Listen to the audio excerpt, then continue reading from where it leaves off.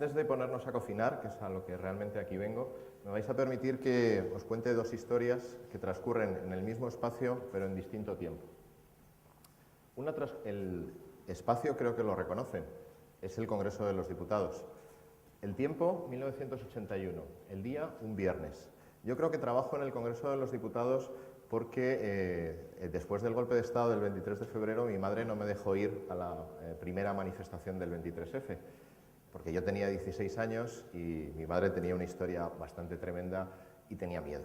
Sin embargo, este día yo sí estaba, no ahí, me quedé en Atocha, en el Escalestri de Atocha, pero yo sí estaba ahí. Como veis, la manifestación llegó hasta las mismas puertas del Congreso.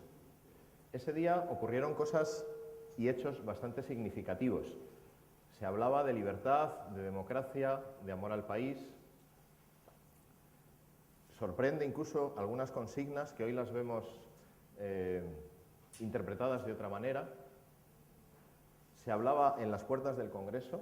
Ahí, como veis en el vídeo, Rosa María Mateo, el discurso final, lo dijo en las mismas puertas del Congreso. En esas puertas en las que ahora, desgraciadamente, no se puede subir los ciudadanos.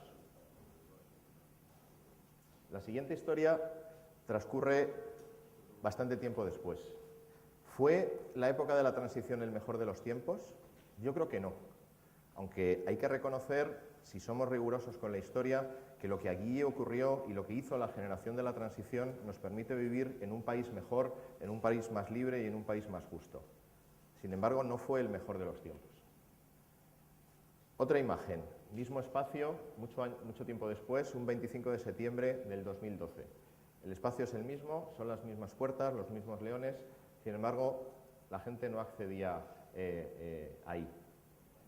¿Es este el peor de los tiempos para el Parlamento? Yo pienso que no. Vive momentos críticos en este momento. Vive momentos de desgaste. Y sin embargo, lo que tenemos ahora es extremadamente valorable. Tenemos un sistema democrático tremendamente estable. Nuestra democracia es madura, no hay riesgo de involución. El nivel de renta aquel año eran 4.580 euros de media y ahora son 22.300. Junto con estos datos, evidentemente, hay una situación de crisis económica en la que muchas miles de personas lo están pasando mal. Y eso es una realidad a la que hay que escuchar. Como dice Antonio Gutiérrez Rubí, las instituciones ahora mismo sufren de desgaste de materiales. El sistema institucional creado en aquel tiempo y que yo desde mis 16 años también apoyaba en aquella manifestación con la que partía, sufre un desgaste de sus fundamentos. Es necesaria una nueva renovación y ante eso, ¿qué podemos perder? Vivimos ahora mismo, y este es mi análisis, un fenómeno de desafección política que yo explicaría en torno a tres ejes, esencialmente. La ciudadanía tiene una percepción de que la crisis económica de la que hablábamos no se ha gestionado en términos de igualdad, que no todos están pagando de la misma manera los costes de la crisis. A su vez, se está produciendo un desgaste de los gobiernos y de las instituciones donde la ciudadanía tiene la sensación de que aunque los parlamentarios y los políticos quieran solucionar los problemas, no pueden solucionarlos, porque el ámbito de sus competencias ya no es el que se diseñó en el año 81 o en el año de la transición. Y en tercer lugar, percibe la sociedad una ausencia de rendición de cuentas. Es decir, la asunción de responsabilidades, la ciudadanía no tiene la sensación de que se realice con la inmediatez o con la calidad necesaria, ¿no? Ahora bien, basta de diagnósticos. Es el momento de dejar de pensar y de hacer, ¿no? A mí me gusta mucho la cocina y me gusta mucho el Parlamento y me parecía sugestivo hablar de cocina para hablar de Parlamento abierto.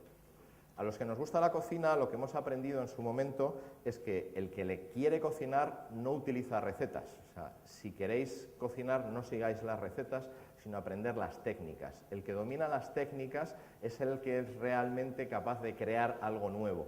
Una receta solo te va a permitir repetir lo que alguien, más o menos imaginativamente o más o menos creativamente, hizo. Primera técnica básica y que es muy de esta tierra, ¿no? O sea, los caldos. Para empezar a cocinar es esencial la materia prima y los caldos. Yo mañana voy a ir a Cabo de Palos a tomar un arroz de caldero y la clave del caldero es el caldo. y la clave es aprender a clarificar el caldo. Por lo tanto, para mí, la primera de las técnicas para conseguir un Parlamento abierto es la transparencia. Para que partamos de la base que para mejorar la imagen de las instituciones, mientras no se mejore la situación económica y mientras no mejore la percepción de la ciudadanía sobre la corrupción, todas las demás medidas van a ayudar, pero no van a ser claves. Ahora bien, esto no nos debe parar o no nos debe limitar en nuestra capacidad de actuación. Yo pienso que los ejes que componen un Parlamento abierto, que son la transparencia, la colaboración y la participación, van a ayudar a mejorar ese desgaste de materiales que sufren las instituciones. El primer punto es la transparencia. Para que la ciudadanía recupere la confianza en las instituciones, es esencial que conozcan totalmente lo que en los parlamentos y en las instituciones se está haciendo. Y para eso es esencial el proceso de aplicación de la Ley de Transparencia, en la que ya estamos trabajando todas las instituciones y el Parlamento. Este sería el eje central del portal de transparencia en el que estamos trabajando ahora en el Congreso de los Diputados, con el acuerdo de todos los grupos parlamentarios, para dar el máximo de información sobre el Parlamento, sobre la actividad parlamentaria, sobre toda la información económica, presupuestaria y económica que se precise. Segunda técnica de cocina, el saltear. Para el saltear lo que significa es que participan todos los ingredientes en un proceso. No puede haber un salteado sin que exista una mezcla necesaria de ingredientes. Para la participación, en los parlamentos se están lanzando ahora ideas para el debate que se pueden integrar y esperemos que los grupos parlamentarios sean capaces de llegar a un acuerdo en la reforma del reglamento para integrar algunas de estas ideas, ¿no? En el Centro de Estudios Constitucionales yo he participado en un grupo de trabajo en el que se han lanzado, con un acuerdo amplio, algunas de estas ideas, ¿no? Os las detallo para intentar expresar cómo desde la participación se puede mejorar el funcionamiento de los parlamentos. Estas ideas no son nuevas, se están experimentando en otros parlamentos de otros países, ¿no? Una de ellas sería el impulso de los foros deliberativos. ¿Por qué? Porque la deliberación amplía el espacio público, mejora el espacio público, empodera a los ciudadanos y es el complemento perfecto para la exigencia de una ciudadanía responsable, como dice Benjamin Barber, ¿no? Vivimos ahora mismo lo que yo considero una paradoja casi perfecta, ¿no? O sea, por un lado, digo que ahora vivimos unos tiempos buenos porque tenemos una ciudadanía mucho más madura que la que teníamos en el año 81 y mucho más capaz de participar. Y sin embargo, los niveles de participación formal en los instrumentos que se ofrecen descienden. Los niveles de participación en las elecciones, la abstención, desciende, ¿no? Me parece una paradoja cómo la constancia que tenemos todos y todas, y lo hemos visto esta mañana, de esas demandas de participación de la ciudadanía, no casan con incrementos de la participación. Algunas de las otras ideas que pueden mejorar la participación ciudadana en los parlamentos pasan por la presencia en redes sociales de parlamentos y parlamentarios. En este momento hay más de 200 diputados del Congreso con presencia en redes sociales, Twitter, Facebook. Es un inicio, no están todos ni todas, ¿no? Pero sin embargo es un inicio la posibilidad de establecer una comunicación horizontal y directa entre ciudadanos y representantes. Eso no cuestiona la democracia representativa, todo lo contrario, la revitaliza y la relegitima desde mi punto de vista, ¿no? Aquí hay algunas otras ideas sobre la participación que pasan por la colaboración con las organizaciones ciudadanas. Las organizaciones ciudadanas, desde mi punto de vista, no son una amenaza para el Parlamento, por lo menos las que se expresan en términos no violentos, naturalmente, sino son una oportunidad. ¿Por qué?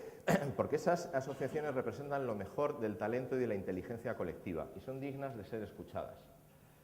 Tercera técnica, hervir. Hervir es un proceso rápido que se aplica sobre unos componentes alimenticios, generalmente con algún tipo de líquido, y que produce o da cauce y síntesis a intereses muy diversos, ¿no? Como es en el caso del arroz al respecto, ¿no? Entonces, ¿por qué digo esto? ¿Por qué esta técnica de cocina es importante, ¿no? Porque el Parlamento, desde mi punto de vista, tiene que ser el que dé cauce y estructura a una serie de demandas contrapuestas que se producen ahora en la sociedad. El Parlamento es el lugar del debate público donde transparencia y participación no deben convertirse en un fin, sino en un medio. Desde mi punto de vista, considerar que la transparencia termina con la publicación de información en el portal de transparencia sería perder gran parte de la virtualidad. Transparencia tiene que ser un medio para la relevancia de la información, para que los datos que estamos poniendo que vamos a poner todas las administraciones en los portales de transparencia sean relevantes para la ciudadanía, porque los datos pertenecen a la ciudadanía, no pertenecen a las instituciones. Y la participación no es solamente un medio, sino tiene que ser un fin en sí mismo para la codecisión, en definitiva, ¿no? Cuarta técnica de cocina, el estofado, a fuego lento, a ser posible, para que, digamos, los ingredientes vayan colaborando entre ellos para dar ese toque maravilloso que tiene un excelente estofado, ¿no? El estofado requiere tiempo, requiere constancia y requiere persistencia. Este será el resultado de la apertura de procesos de transparencia y de la apertura de procesos de participación. Si somos constantes y si somos persistentes en la transparencia, se producirá una confianza en la sociedad. Si abrimos cauces de participación, se podrá producir una colaboración. Nunca podrá haber colaboración si no hay confianza y si no hay cauces de participación. Y por lo tanto, nuestro estofado probablemente se agarre y no sepa bien. Por lo tanto, y voy concluyendo, un Parlamento abierto, en el que hemos aplicado todas estas técnicas de cocina, es el que comunica con transparencia, el que abre espacios de participación y el que escucha activamente a la ciudadanía. Esto no es una propuesta contra un partido, todo lo contrario, es una propuesta a favor de los partidos. Desde mi punto de vista, no puede existir un sistema democrático sin partidos. Esta opinión ya sé que es polémica, pero en el poco espacio de tiempo que tengo, sí me gustaría decir una razón fundamental, ¿no? Se están produciendo en la sociedad muchísimas demandas contradictorias entre sí, de distinto tipo, todas legítimas, sin duda, si se expresan por cauces pacíficos, y mi visión personal es que es al Parlamento al que le corresponde dar consistencia y dar coherencia a todas esas demandas. Si no existiera un órgano fuerte como es el Parlamento, ¿no?, esas demandas, esas quejas se verán frustradas, se verán abocadas a la frustración y a la desolación. Quería terminar con una última técnica de cocina, que es la aplicación de la tecnología, las espumas, los sifones. Ya sé que la aplicación de la tecnología en la cocina es bastante polémica. Si recordáis el famoso monólogo este de Leo Harlem, ¿no?, de la persona que va a un restaurante de Nouvelle Cuisine, pide un pescado, ¿no?, se le acerca luego el maître y le dice: ¿qué tal ha encontrado la lubina?, ¿no? Y responde: pues con dificultad, porque la maldita se había escondido detrás de la alcaparra, ¿no? Entonces, a veces la tecnología sé que es un elemento en cuestión. Yo en absoluto soy tecnófobo, todo lo contrario. Creo que la tecnología ya es un hecho en nuestras vidas, que está presente en la cocina y está presente en el Parlamento. ¿Y de qué hablamos cuando hablamos de tecnopolítica, ¿no?, que sería la última idea antes de la conclusión que quiero transmitiros, ¿no?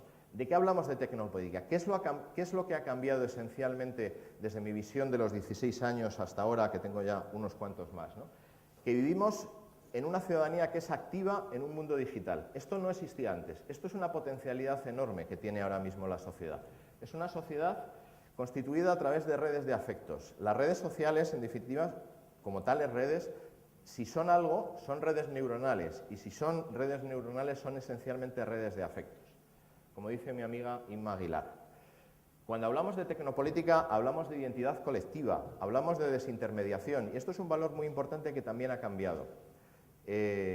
En el momento actual, los diputados y las diputadas se relacionan directamente con la ciudadanía a través de múltiples cauces, y Elena Alfaro es ejemplo de lo que estoy diciendo, es decir, cómo desde la ciudadanía, sin más intermediarios, se puede producir un diálogo directo, productivo y positivo con las instituciones y con los parlamentos.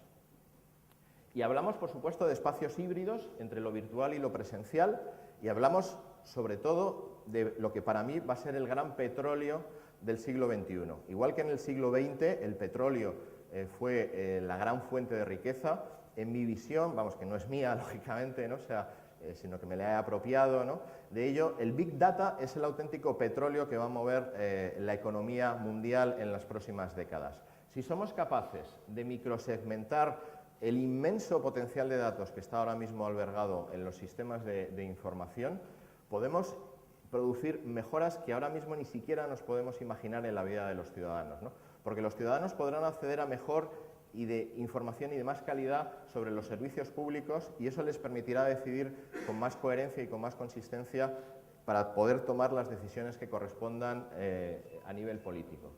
Y termino y concluyo. Por lo tanto, os invitaría a todos y a todas a que améis el Parlamento como lo amo yo, que llevo 25 años trabajando en él y cada día voy con la misma ilusión del primer día, ¿no? Y que intentemos apoyar procesos para que los parlamentos sean más transparentes a través de la creación de portales de transparencia, que se creen mecanismos y cauces de participación social y que, como consecuencia, abramos vías de colaboración a través de ese gran fenómeno que es el Big Data. Y concluyo con una conclusión que no es mía, sino que me la dejó un diputado del Congreso, que es de aquí de Murcia, y que creo que nos acompaña desde esta mañana, y me pareció sumamente sugestiva, ¿no? Él me dijo, cuando hablábamos de esta charla, dice, mira, Miguel Ángel, ya no es el tiempo de los juglares. No es el tiempo de los juglares que se suben a la tarima para entretener o para lanzar su discurso, ¿no? Me decía, hay que cambiar la forma de hablar. Es verdad. O sea, el discurso tiene que cambiar. No es el tiempo de los juglares porque ya el discurso no está en posesión de unas minorías, sino que está en posesión de la ciudadanía. Una ciudadanía que va a hacer más y mejores parlamentos. Y nada más. Muchas gracias. Continuamos la conversación en Miguel González.